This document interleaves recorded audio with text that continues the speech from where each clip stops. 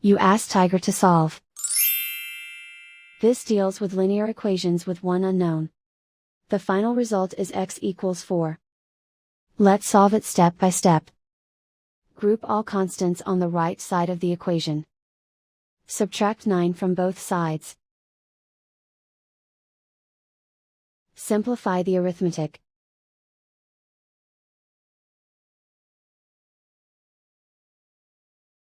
Isolate the x. Divide both sides by 5. Simplify the fraction.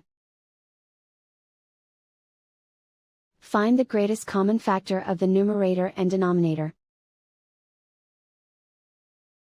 Factor out and cancel the greatest common factor.